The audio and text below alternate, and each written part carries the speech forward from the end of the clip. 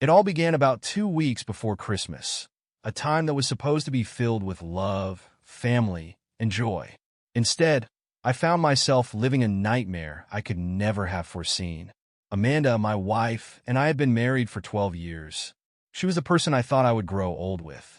We had faced ups and downs like any other couple, but nothing could have prepared me for what was about to happen. Our annual Christmas party, an event Amanda always loved, was in full swing.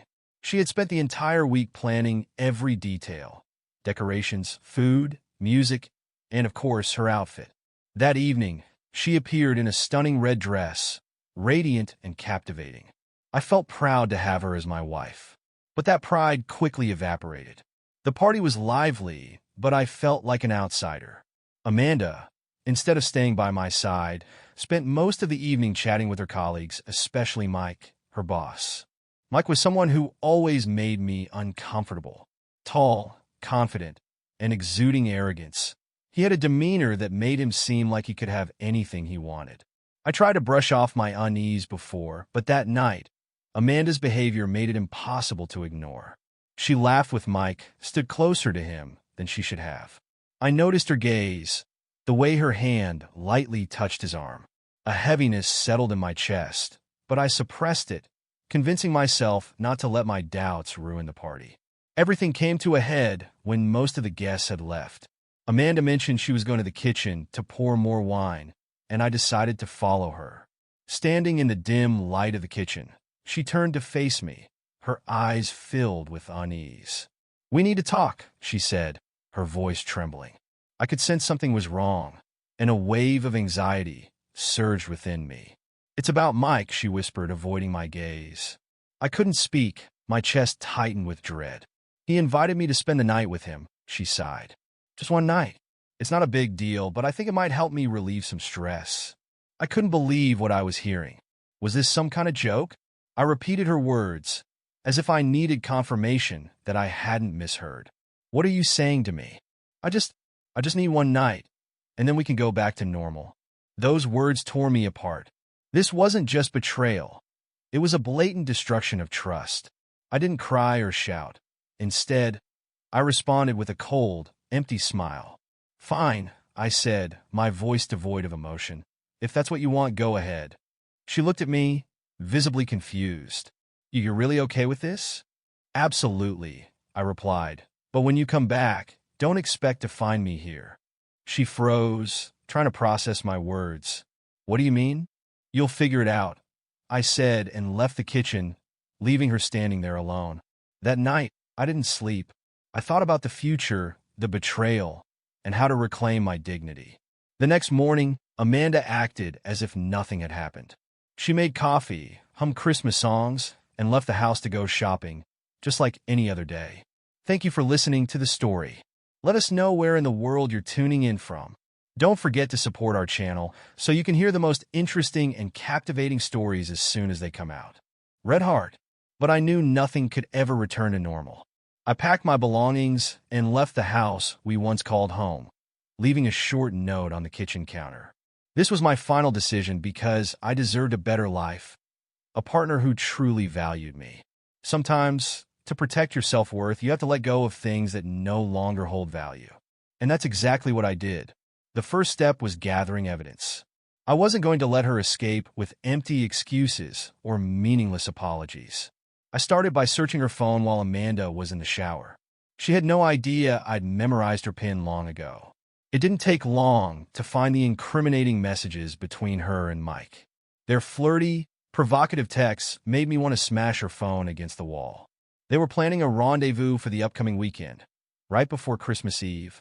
She'd even sent him a picture of herself in that red dress from the party. My blood boiled, but that wasn't all. I discovered messages between Amanda and her friend Melanie. In them, Amanda confided her internal conflict about the situation. "I know it's wrong," Amanda had written, "but I feel like I need this for myself. Mike understands me in ways Chris doesn't anymore." Chris, her husband, who had always put her first, given her a comfortable life, and never betrayed her. And now, I was just a footnote in her search for something new and thrilling. I took screenshots of everything and emailed them to myself. I wanted enough evidence to leave her with no room for denial. Once I had the proof, I moved to the next step, her departure. Over the following days, while Amanda was out shopping or meeting friends, I got to work.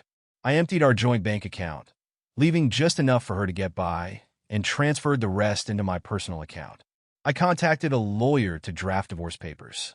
In the garage, I began packing her belongings. Every dress, every pair of shoes, every piece of decor she adored. I packed it all carefully and stacked the boxes by the front door. If she wanted to throw away our marriage, she could take the remnants of her life with her. By Friday night, everything was ready. Amanda was giddy, like a teenager sneaking out for a forbidden date. She wore a black cocktail dress I'd never seen before, styled her hair in loose waves, and sprayed on the perfume she'd worn on our wedding day. The irony wasn't lost on me. "I'll be back late," she said casually, grabbing her coat. "Don't wait up." "I won't," I replied, forcing a smile. "Have fun." She hesitated, sensing something was off, but said nothing and walked out the door. As soon as it closed, I sprang into action. I grabbed the trash bags I'd prepared and headed to the kitchen. Every photo of us as a couple, every shared memory, it all went into those bags. On the dining table, I set up her surprise, the divorce papers and the printed screenshots of her messages with Mike. I added her wedding ring to the display, which I'd taken from her jewelry box that morning. Then, I went upstairs to wait. I wanted to see the look on her face when she realized what she'd thrown away. I stayed awake all night, pacing the bedroom like a man awaiting a storm. My phone was on silent, but I checked it constantly. No calls, no messages. She'd stopped pretending to cover her tracks. Why bother? I'd given her permission to leave. She probably expected an awkward conversation and eventual forgiveness. She was wrong. Around 1 a.m., I heard her car pull into the driveway. My heart pounded, not with excitement, but with a simmering rage. I didn't rush to greet her. I stayed upstairs, listening to the echo of her heels on the wooden floor. Then came the silence as she noticed the boxes by the door. "Chris," she called, her voice shaky. I didn't answer. Instead, I got up and walked down the stairs. When I reached the dining room, she was standing there, holding the divorce papers and the screenshots. Her face was pale, her eyes wide. "What is this?" she demanded, her voice trembling. "Why are you doing this?" I crossed my arms and leaned against the doorway, calm but resolute. "It's exactly what it looks like. Can we talk about this?" she pleaded, her voice breaking. "Please, Chris, just give me a little more time." "No," I replied, staring her down. "Your time is up." She looked at me, tears welling in her eyes, silently begging for understanding. But there was nothing left to say. The person she was pleading with no longer existed. She had destroyed him. Amanda opened her mouth to explain, but I raised my hand to cut her off. "I know everything about Mike, the messages, the meetings. I have all the evidence." I looked at her with cold eyes. "Don't stand there and play the victim." Her face started to crumble, and for a moment, I thought she might cry. But then she quickly responded, "It's not what you think. It's just," she trailed off, silent for a moment, as if she didn't know what to say next. "What is it, Amanda?" I interrupted, my voice even colder now. "You have a husband who loves you, a stable life, everything we've built together, and you throw it all away for a thrill with your boss? It's not just a one-time thing," she whispered, immediately realizing her mistake. Her face went pale. I stared at her, anger bubbling inside me. "Get out," I said, my voice low and menacing. "Leave right now." "Chris, please don't do this," she cried, tears streaming down her face. "I made a mistake. I felt lost. I can fix this." "You can't. You can't fix anything," I said firmly. "You made your choice. Now you can take everything you want and go." I pointed toward the door, my gaze never leaving hers.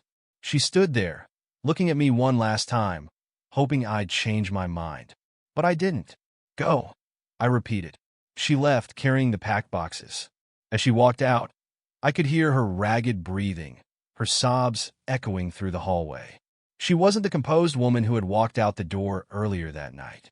Her makeup had run, and her hair was a mess. She was no longer the confident woman I'd seen before she left for the evening. When she drove away, I closed and locked the door. For the first time in hours, I felt an odd sense of calm settle over me. She was gone, but the night wasn't over. There was still one more thing I had to do. After Amanda drove off, the house fell silent, as if it had never been disturbed. I stood in the living room for a moment, looking at the Christmas tree still glowing brightly, a cruel contrast to everything that had just happened. But my plan wasn't complete until I finished one last task. I took out my phone and dialed a number I'd saved earlier in the week. The phone rang twice before a tired voice answered. "Hello." "Hello, Melanie," I said, my tone calm. Silence. Then Melanie spoke, her voice laced with confusion. "Chris? Why are you calling me this late?" I didn't rush to answer, savoring the moment. Melanie, Amanda's best friend, had been complicit in her search for fresh excitement. What Melanie didn't know was a crucial truth. Her boyfriend, Rick, had also been texting Amanda. The photos I'd found weren't just between Amanda and Mike, but also between her and Rick. I had prepared for this conversation. "I thought you'd like to know where Amanda is tonight," I said, my voice steady and deliberate. There was a long pause. Then Melanie asked, "What are you talking about, Chris?" "Tonight, she's with Mike, her boss. You know, the one she's been seeking excitement with," I replied, keeping my tone measured. "She's taking your advice seriously." "And Rick? Don't you want to know about him?" "You're lying," Melanie shouted, but I could hear the tremor in her voice. "You're just trying to stir things up." "Check Rick's phone," I said with a sigh. "If you don't believe me, I can send you the screenshots." I heard her breathing quicken, a clear sign I'd struck a nerve. "What are you doing, Chris?" she asked, her voice shaky. "You should reevaluate the people you trust, Melanie," I said slowly. "None of them are as honest as you think." Then I hung up, not waiting for her response. My part in her drama was done, but there was still one more person I needed to deal with, Mike. It was time to let him know that his secrets weren't safe anymore. I sat at my computer, opened my email, and began drafting a brief message to Mike's work address. The subject line read, "Merry Christmas, Mike." The body of the email was succinct. "Hi, Mike. I thought you'd like to know that Amanda and I are done. I'm sure you'll find plenty of opportunities to comfort her now that she's single. But before you do, I've attached the screenshots of your conversations with her. Don't worry, I'll be sending them to your wife as well. Have a wonderful Christmas. Chris." I attached the evidence and sent the email. I also forwarded the same email to Mike's wife, whose contact information I'd found on his company's website. As I imagined the fallout Mike would face in the morning, I couldn't help but smile. This Christmas, I'd received the perfect gift. By 2 a.m., I turned off my computer and sat alone in the living room. The house was quiet, my marriage was over, and I felt only one thing, a strange sense of peace. The next morning, I woke up later than usual, with no reason to get up early. Amanda wasn't here, and I was no longer bothered by her calls or texts. Everything was over. Yesterday, I had only sat in the empty house, staring at the things she had left behind. The household items, the Christmas decorations, everything was still in place. In reality, I hadn't had the holiday I had hoped for, but I didn't care anymore. I got out of bed around noon and opened the window to let the fresh air in. Looking outside, I saw dark clouds rolling in, as if the weather was reflecting my mood. Yet I didn't feel sad, just an odd emptiness, as if after a battle, when you've won, but don't feel anything anymore. My phone rang, and I immediately knew who it was. "Hello, Melanie," I said, my voice emotionless. "Why did you do it?" Melanie's voice came through the phone, sounding confused and angry. "You couldn't just stop, could you? What's going on with you?" "Melanie," I interrupted, "you're the first to know that everything has a reason. Amanda destroyed everything. I'm just returning what she deserves." You can't do this," Melanie said, her voice almost breaking. "She was wrong, but you shouldn't have done this. You don't know how many people you're affecting. You're hurting everyone around you." I laughed bitterly. "Hurting how?" "You don't know what you're talking about, Melanie. I've had enough. You're not the one who's been through this, so you can't understand what this feels like." We were silent for a moment, and I could hear her breath catching on the other end of the line. "Do you really want to live your life like this?" she asked, her voice softer now, almost like she was trying to find some sympathy from me. "Melanie, you don't understand," I said, my voice tired. Sometimes, in order to free yourself, you have to make others suffer a little. She didn't respond right away, only staying quiet as though thinking about what I had just said. I can't change anything now. You've done it all, Melanie finally said, her voice tinged with sadness. It's just, I didn't think you'd go this far. Don't worry, I replied. Everything will be fine. I don't need anyone's sympathy. I just need a life that isn't tied down. We stayed silent again. Melanie didn't respond, and I just let the quiet hang in the air. After that call, I sank back into my thoughts, looking out the window again. The clouds had now covered the whole sky, as if hiding the sunlight.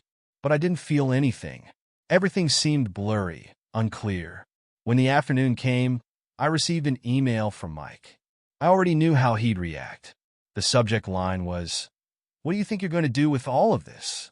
In the email, Mike wrote, "Chris, I don't know what you think you're doing, but I won't let you destroy my life and my family's life. You may think you've won, but what you've done won't last long. You can send those pictures around, but I won't sit back and let you ruin everything. Get ready for the consequences." I stared at the screen for a moment, not rushing to respond. All the threats in his email were just empty words.